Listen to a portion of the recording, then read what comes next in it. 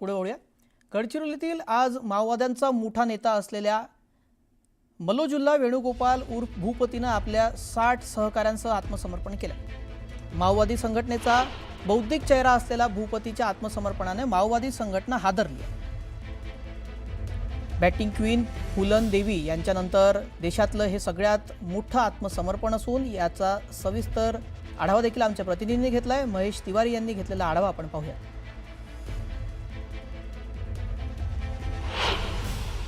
गडचिरोलीसह दंडकारण्यात गेल्या 40 वर्षांपासून माओवाद्यांच्या हिंसक कारवाया सुरू आहेत। या हिंसक कारवायामध्ये रेड कॉरिडॉरमध्ये महत्त्वाचा बौद्धिक चेहरा असलेला जहाल माओवादी नेता भूपतीनं 61 माओवाद्यांसह आज गडचिरोलीत मुख्यमंत्री देवेंद्र फडणवीस यांच्या समक्ष आत्मसमर्पण केलं आहे।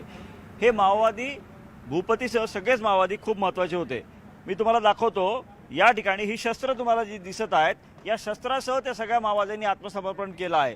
कारण या दंडकारण्यात जवानांच्या विरोधात आणि सुरक्षा यंत्रणांच्या विरोधात या शस्त्राच्या माध्यमातून या माओवाद्यांचा हा लढा सुरू होता। आज ज्या माओवाद्यांनी आत्मसमर्पण केलं त्यामध्ये भूपती असेल, त्यासोबतच विवेक असेल, त्यासोबतच इतर काही चेहरे आहेत ज्यांनी या ठिकाणी आत्मसमर्पण केलं आहे। आणि दंडकारण्य जोनल समिती आहे, त्यासोबतच वेगवेगळे कॅडर आहेत। या सगळ्यांकडे अशा पद्धतीची शस्त्र होती। आपण बघू शकतो त्याच्यामध्ये 303 रायफल आहे, त्यासोबतच AK-47 आहे। हे खूप महत्त्वाचं शस्त्र आहे जे मोठे कॅडर वापरतात। भूपतीसारख्या मोठ्या कॅडरकडे अशा पद्धतीचं AK सारखं हे शस्त्र होतं। तुम्ही बघू शकता म्हणजे ज्या पद्धतीच्या अत्याधुनिक शस्त्रांचा त्यांनी वापर केला आहे आतापर्यंत हे सगळं तुम्हाला दिसून पडते। महत्त्वाचं म्हणजे ही शस्त्र अनेकदा जवानांकडून लुटून नेलेली आहेत। ज्या ठिकाणी मोठं एन्काउंटर होते त्या एन्काउंटरमध्ये जवानांच्या मृत्यूनंतर अशी शस्त्र हे माओवादी घेऊन जातात आणि त्या शस्त्राच्या बळावर सुरक्षा दलांच्या विरोधात, जवानांच्या विरोधात ते लढाई लढतात। आता ही सगळी शस्त्र परत त्यांनी आज सुपूर्द केलेली आहे सुरक्षा दलांकडे। त्यामुळे हे एक मोठं यश आहे गडचिरोली पोलीस दलाचं।